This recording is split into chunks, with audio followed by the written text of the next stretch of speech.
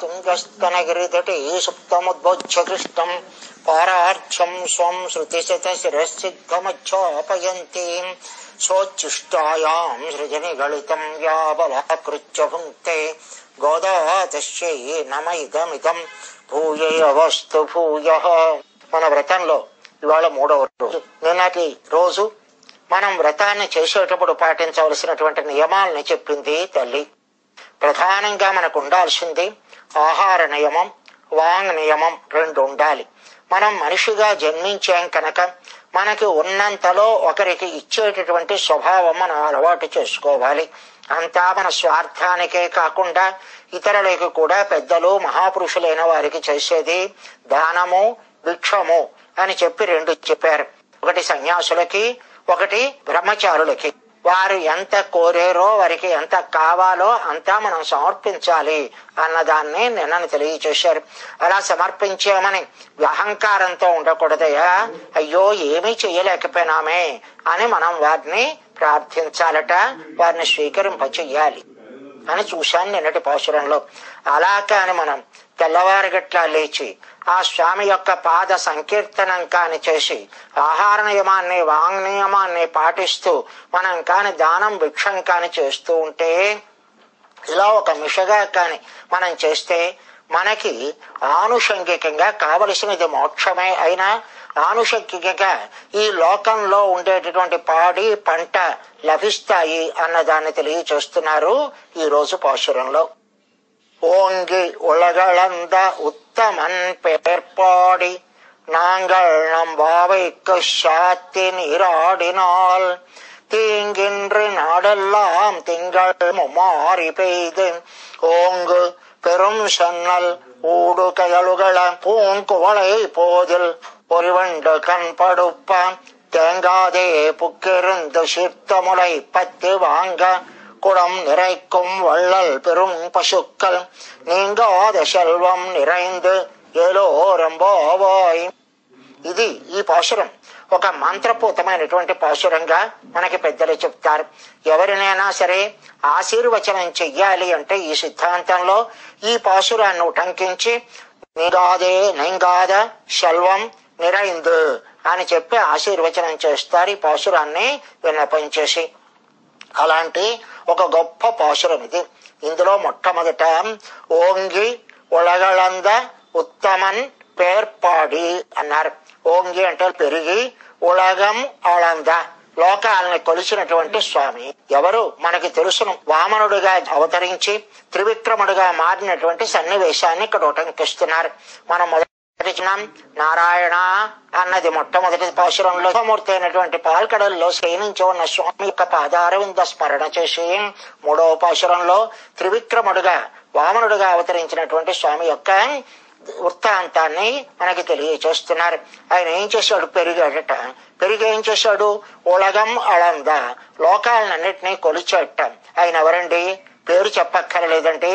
ఉత్తమన్ పేర్పాడి, ఉత్తముడైనటువంటి ఆయన యొక్క పేరు పాడి అన్నారు. ఉత్తముడంటే ఎవరు? ఎందుకు ఆయన ఉత్తముడు అన్నారు అని కానీ మనం ఆలోచిస్తే, ఆయన లోకంలో 3 రకాలైన వాళ్ళు ఉంటారు. అధములు, మధ్యములు, ఉత్తములు అని 3 రకాలు. అధములంటే తన చెడిపోయిన అవతల వారు చెడిపోయేలా చూడాలి అని కోరుకునేవాడు ఎవడో వాడు అధముడు. 2వ వాడు నేను సుఖంగా ఉండాలి, నువ్వు సుఖంగా ఉండాలి అనుకునేవాడు మధ్యముడు. అలా కాదు, నేను చెడిపోయినా అవతలి వాడు సుఖంగా ఉండాలి అని కోరుకునేవాడు ఉత్తముడు. మనవాడు ఎవడు? స్వామి పరమాత్మ నారాయణుడు ఇక్కడికి అవతరించట. ఆయన ఎలాంటి వాడు? అవికారాయ శుద్ధాయ అంటారు. ఆయన ఎప్పుడూ కూడా వికారములు లేనివాడు. వికారములు లేనివాడు ఈనాడు పొట్టివాడిగా పుట్టి పెరిగాడు అన్నారు. అంటే మనకి లోకంలో జన్మించిన వారందరికీ కూడా షడ్భావ వికారములను ఒక 6 రకాలైనటువంటి వికారాలు ఉంటాయి. పుట్టడం, ఉండడం, పెరగడం, మారడం, కృషించడం, లేకుండా అయిపోవడం. ఈ 6 రకాలైనటువంటి వికారాలు మనకందరికీ ఉంటాయి. ఈ కర్మని బట్టి ఈ జన్మ మనకు వచ్చింది కనుక. కానీ స్వామి ఎప్పుడూ కూడా సదా ఏకరూపాయ, ఎప్పుడు ఒక్కలాగే ఉండేవాడు స్వామి. మరి ఆయన ఇప్పుడు వికారాలు పొందేడంటున్నారే, పుట్టాడంటున్నారే, పెరిగాడంటున్నారే, మరి వికారాలు పొందితే ఆయన గొప్పవాడా కాడా అని కానీ మనకు అనుమానం వస్తే భట్టరు వారిని ఒకసారి వారి శిష్యులు అడిగారట, ఏమంటే స్వామి, రామచంద్ర ప్రభువు దశరథులు వారి పట్టాభిషేక చెయ్యాలి అని సంకల్పించి ప్రజలందరినీ పిలిచి, సామంతులందరినీ పిలిచి, నేను ఇలా పట్టాభిషేకం చెయ్యాలనుకుంటున్నాను రాముడికి అనగానే వారందరూ కూడా ఇచ్చామోహి మహాబాహుం అని ఆయన మేమందరము కూడా ఆయన్ని పట్టాభిషిక్తుడిగా చూడాలనుకుంటున్నాము అన్నారట ప్రజలందరూ. ఏమయ్యా అలా అంటున్నారు, నేనేమైనా తప్పుగా పరిపాలించానా అంటే, లేదయ్యా, ఆయన యొక్క గొప్పతనాలు, ఆయన యొక్క కళ్యాణ గుణాలు అలాంటివి అన్నారు. ఏం చేస్తాట ఆయన అంటే, భృశం భవతి దుఃఖిత, ఈ లోకంలో ఎవడైనా కాని ఆపద పొందితే ఆయన అలా విచారిస్తూనే ఉంటాడండి.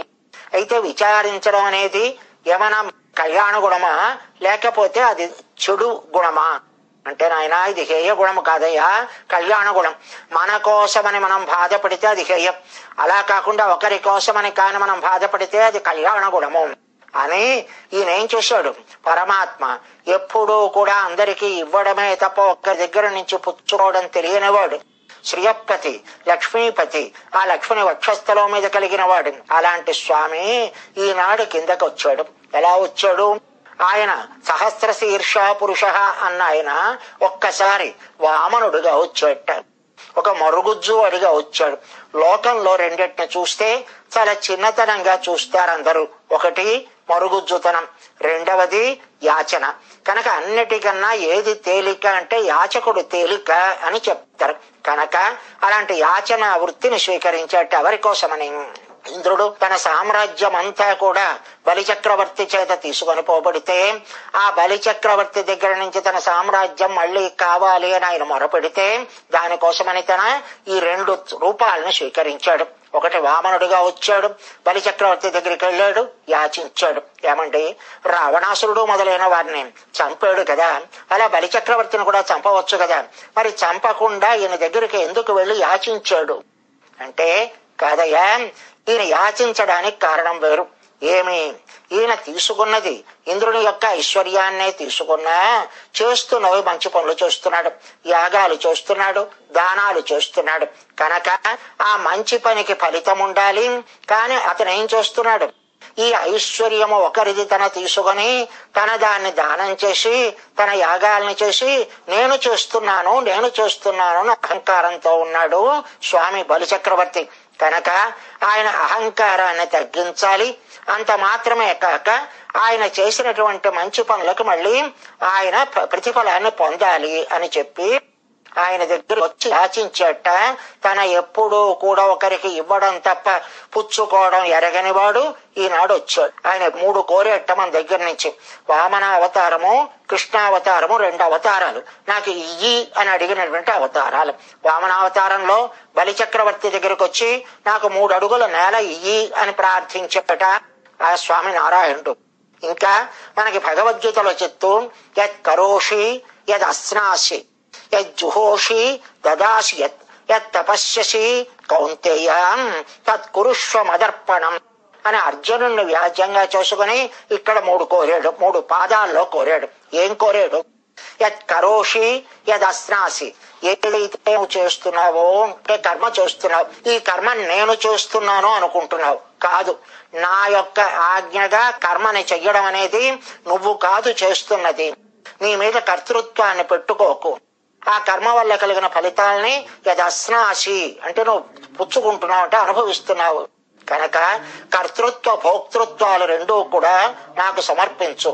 ఇవెందుకు చేస్తున్నాం కర్మలు, ఈ లోకంలో మనము పంట పాడి మొదలైనవి పొందాలి అని. ఈ లోకంలో యజ్జుహోషి యద్ దదాసి, జుహోషి అంటే ఏదైతే నువ్వు యాగాలు చేస్తున్నావో లేక యద్దదాసి ఏదైతే ఇస్తున్నావో అంటే దానం చేస్తున్నావో వాటిని నాకు సమర్పించు.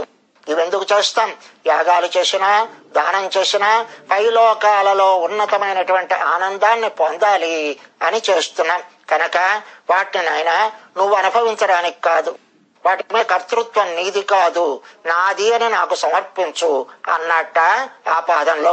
ఇంకా ఆత్మ ఉజ్జీవనానికి కావలసినది తపస్యసి, ఏ తపస్సు అయితే చేస్తున్నావో అంటే ఆత్మ ఉజ్జీవించడానికి, మోక్షాన్ని పొందడానికి చేసేటటువంటి తపస్సు కూడా కర్తృత్వం నీది కాదయ్యా, భోక్తృత్వం నీది కాదు, ఆ రెండు నాకు సమర్పించు అని కృష్ణ పరమాత్మ యాచించాడు. అలాగే ఇక్కడ మన వామనుడిగా అవతరించి స్వామి బలిచక్రవర్తి దగ్గరికి వెళ్ళి ఆయన్ని యాచించేట. ఏం కావాలి అని అడిగాడు బలిచక్రవర్తి. అడిగితే ఒక 3 అడుగుల నేల నాకు ఇయ్యి చాను అన్నాడు. అంటే ఇవి సొంపు తలపవద్దా అంటాడు. ఏమయ్యా, ఇచ్చేవాడెవడు? ఆ దాత యొక్క గొప్పతనాన్ని నువ్వు చూడవద్దు. దాత యొక్క ఇవి, దాత యొక్క ఐశ్వర్యము దాన్ని చూసి కదా అడగాలి.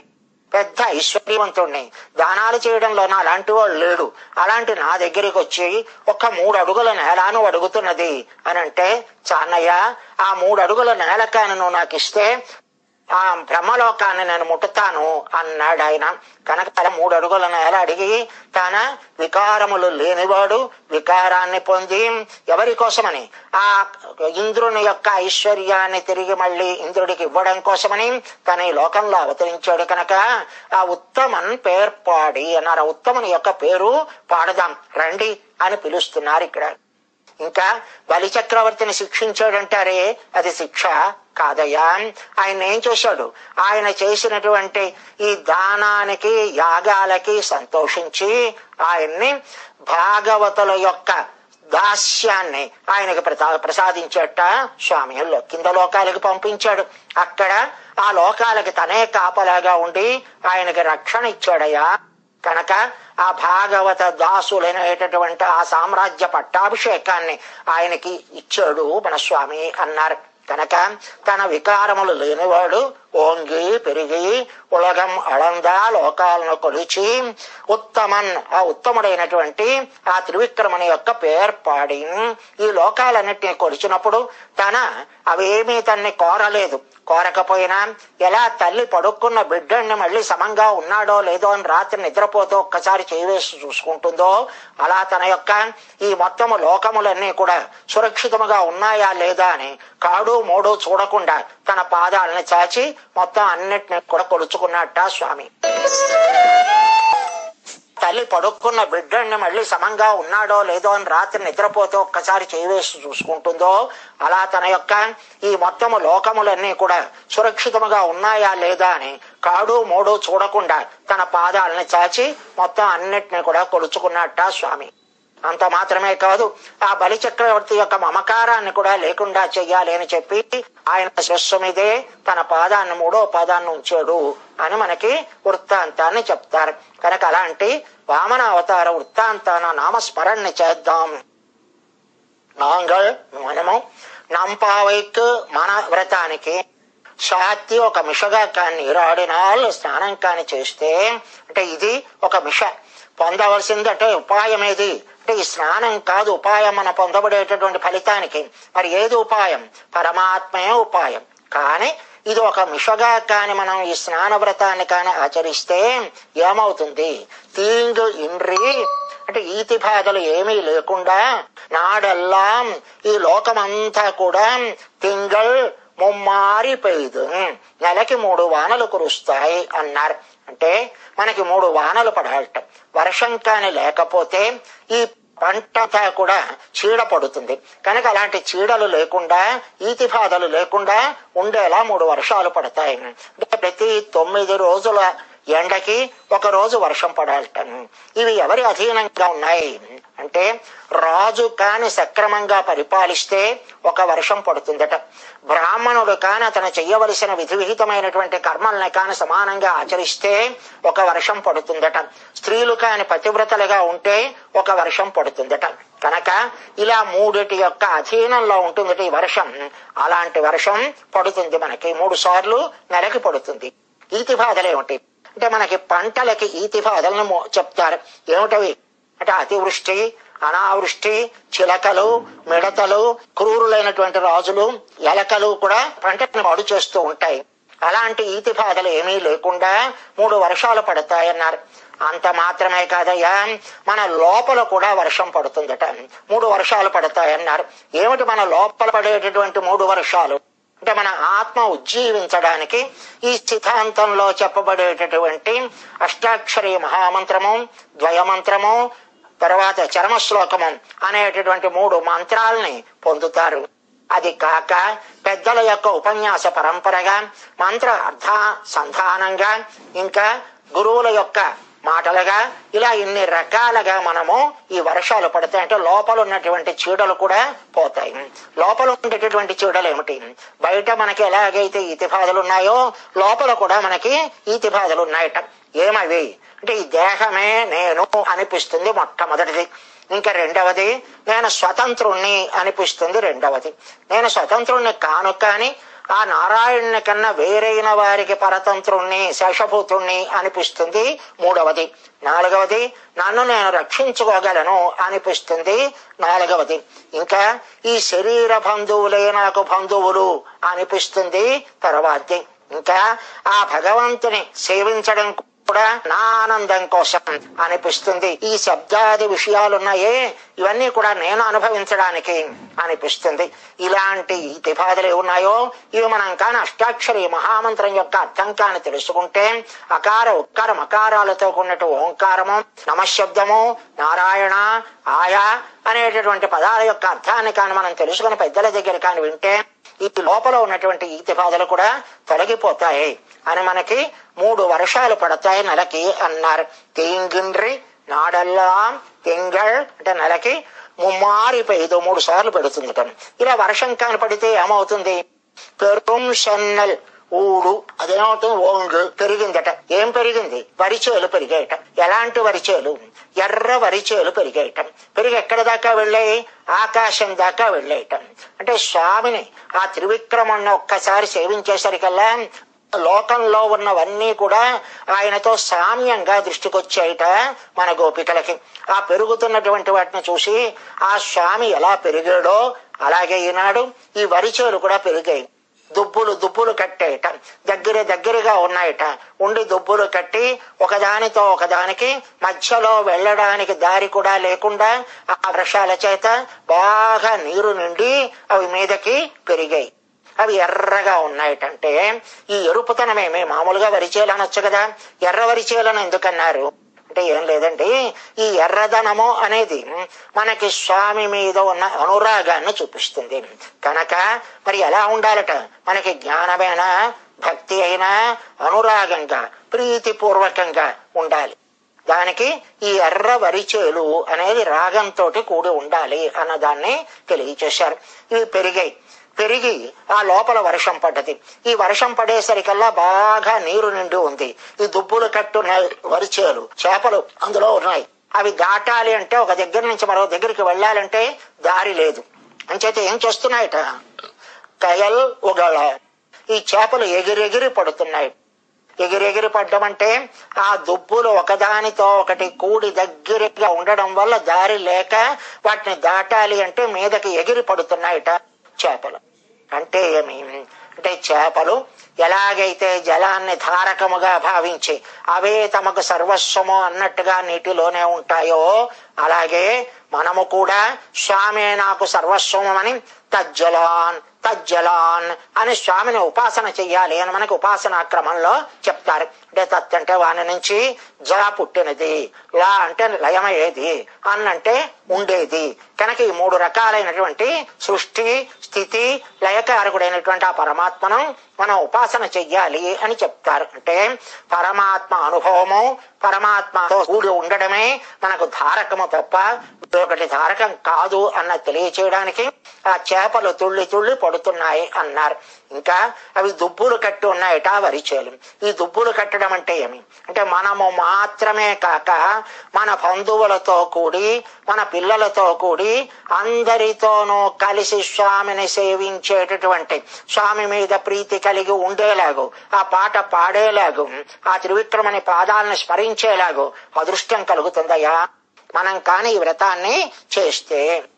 ఇంకా పూ కువలై పోదిల్ పొరి వండు కణ్పడుప్ప, అక్కడ కమలాలు లేచాయి. అవి ఎలా ఉన్నాయట, మంచి వికసించి ఉన్నాయి. వికసించిన వాటిలో తుమ్మెదలు చేరాయి. ఈ తుమ్మెదలు ఉన్నాయి, అది చీకటి పడేసరికల్లా ఆ తుమ్మెదలు ఉండడం వల్ల కదులుతోన్నాయట ఆ పుష్పాలు. అడుగున నీరు, మీదని తుమ్మెదలు రసాస్వాదన చేస్తున్నాయి, చేయడం వల్ల కదులుతున్నాయట. పూ కువలై పోదిల్ పొరి వండు కణ్పడుప్ప, అదా తేనెని తాగడం వల్ల ఒక్కసారి కణ్పడుప్ప అంటే కళ్ళు మూసుకుంటున్నాయట, మత్తొస్తోందిట, అలా ఉన్నాయట, అంత బలిష్టంగా ఉన్నాయి అందులో ఉన్నటువంటి పూలు అన్నారు. అంటే ఏమి అంటే మన హృదయంలో ఒక పుండరీకం ఉంటుందయా, ఆ పుండరీకంని ఇక్కడ చూపిస్తున్నారు. ఆ పుండరీకంలో ఎవరు ఉండాలి, నాంగల్ పొరి వండు కణ్పడుప్ప, ఆ తుమ్మెదల జంట అందులో ప్రవేశించిందట ఆ పుష్పంలో. అలాగే మన పుండరీకంలో కూడా లక్ష్మీనారాయణులు ఇద్దరూ కూడా వేయించేసి ఉండి వారు మన భక్తికి మన జ్ఞానానికి పరవశించి సంతోషించి అందులో స్థిరంగా ఉండేలాగా అవుతుంది మనం కానీ వ్రతం చేస్తే అన్నారు. తర్వాత అది అయిన తర్వాత తేంగాదే పుక్కిరుంది అంటే ఏమాత్రం సంకోచించకుండా నువ్వు కానీ ఆ కొట్టాల్లో కంటే ఆవుల్ని కట్టేటటువంటి దశాల్లో కానీ వెళ్ళి శీర్తములై పత్తి వాంగ అంటే దృఢముగా చేతుల రెండిటితోటి ఆ శిరాన్ని కాని పెట్టి లాగితే ఏమవుతుంది, కుడం నిరైక్కం వళ్ళల్ పెరుం పశుక్కల్, అక్కడ పశువులు ఉన్నాయి. ఆ ఆవులు ఎలా ఉన్నాయట అంటే ఒక్కసారి కాని శిరాన్ని పట్టుకొని మనం కాని వదిలితే కుండలు పెట్టడమే ఆలస్యం తప్ప పాలు స్రవించడం అనేది ఆలస్యం లేదు. అలా పాలు స్రవిస్తూనే ఉంటాయట. ఆ పాలు స్రవిస్తూ కుండలు నిండిపోతూ ఉండడమేనట. కానీ నువ్వు చెయ్యవలసిందేమి, సంకోచం లేకుండా కొట్టంలోకి ప్రవేశించాలి అన్నారు. ఏమయ్యా ఇది ఎందుకు ఇలా సంకోచం లేకుండా అన్నారు. ఎప్పుడైనా శిష్యుడు కాని గురువు దగ్గరికి వెళితే ధీర శరణం ఉపాగ్రహ అంటారు. ధీరుడై అంటే ధైర్యంతో ఆయన పాదాల సన్నిధికి చేరాలట ఆచార్యుడి దగ్గరికి. కనుక మనం కూడా అలాగే ఇక్కడ ఆవులు అంటే ఆచార్యులు అని చెప్తారు. కనుక ఆచార్యులు మనకు ఇస్తారు. వేటినిస్తారు, పాలనిస్తారు. పాలంటే ఏమి అంటే భగవద్గుణములు. ఆ భగవంతుని యొక్క కళ్యాణ గుణాలను మనకు అందిస్తారు ఆ ఆచార్యులు. అవేమిటి, వళ్ళల్ పెరుం పశుక్కల్, మంచి పెద్ద పశువులట. అవి మంచి ఔదార్యం కలిగినటువంటి పశువులట. అంటే ఔదార్యం కలిగి పెద్దవైనవి అంటే అక్కడ ఉన్న పశువులు చిన్న పిల్లలు వెళ్లి వాటి శిరాల్లో మూతి పెట్టినా సరే ఏమీ అనకుండా వాళ్ళకి ఆ పాలని ఇచ్చేటటువంటి ఔదార్యం కలిగిన వాట. అలాగే మన ఆచార్యులు ఉన్నారే వీరు కూడా అలాంటి ఔదార్యం కలిగిన వారు. తమకు ఏమీ తెలియనట్లు మనమే గొప్పవారమన్నట్టు మన దగ్గరికి వచ్చి ప్రార్థించి 3 మాటలు చెప్పడానికి అనుగ్రహించరా అని ప్రార్థించి మనకు అనుగ్రహిస్తారట. అలాంటి ఔదార్యం కలిగిన ఆచార్యుల యొక్క సమృద్ధి కలుగుతుంది, పాడి కలుగుతుంది అన్నదాన్ని చెప్పారు. ఇంకా నీంగాదా సెల్వం నిరైందు అంటే మరి ఎప్పుడూ కూడా తరుగులేనటువంటి ఐశ్వర్యం కలుగుతుంది ఈ వ్రతాన్ని కాని మనం చేసినాం. కనుక మనం ఈ లోకంలో ఏదో అనిత్యమైనటువంటి ఐశ్వర్యం కాదు, ఎప్పుడూ కూడా లోటు లేనటువంటి ఐశ్వర్యం, నిత్యమైనటువంటి ఐశ్వర్యం కలుగుతుంది. ఈ ఐశ్వర్యం అంటే ఏమిటి, ఆచార్యుల యొక్క అనుగ్రహం లభించి వారికి 3 పదాలు మనకి చెప్పడానికి మనం అనుగ్రహించగానే అంటే అంగీకరించగానే వారు ఎలాగైతే వామనుడు త్రివిక్రముడుగా పెరిగాడో అలాగే వారు కూడా వారికి తెలిసిన విషయాలన్నిటినీ కూడా మనకి తెలియచేస్తూ ఉంటారట. ఆ తెలియచేసినప్పుడు ఆయన యొక్క గొప్పతనం మనకి తెలుస్తుందట. అలా గొప్పతనం తెలిసేలాగూ ఆయన యొక్క పరిపూర్ణమైన జ్ఞానాన్ని మనకి అందించి మనకి భగవద్గుణ అనుభవం అనేటటువంటి ఆ భగవత్ సాంగత్యం అనేటటువంటిది సత్పురుష సాంగత్యం అనేటటువంటి ఐశ్వర్యాన్ని మనకి కలిగిస్తారట మన ఆచార్యులు అన్నదాన్ని చెప్తున్నారు. ఈ ఆచార్యులు 4 రకాలుగా ఉంటారట. అంటే ఆవుకి 4 శిరాలు ఉంటాయి. అలాగే ఈ ఆచార్యులకు కూడా 4 లక్షణాలు ఉంటాయట. మొదటిది, భగవంతుడి చేత ఈ జీవులు పుట్టింపబడ్డారు, నేను తరింప చేయడానికే నన్ను నియమించాడు స్వామి, కనుక నేను వీరిని తరింప చెయ్యాలి అనుకుంటారట కొందరు ఆచార్యులు. కొందరు ఈ శిష్యుల యొక్క ప్రార్థనతోటి వీరిని అనుగ్రహిస్తారట మరి కొంతమంది. మరి కొందరు ఈ శిష్యుడి యొక్క దుర్గతి చూసి భరించలేక చెప్తారట మరి కొంతమంది. ఇంకా చెప్పకుండా ఉండలేక చెప్తారట మరి కొంతమంది. ఇలాంటి ఆచార్య సమృద్ధి కలుగుతుంది మనం కాని వ్రతం చేస్తే అని తెలియచేశారు ఈ పాశురంలో. స్వస్తి.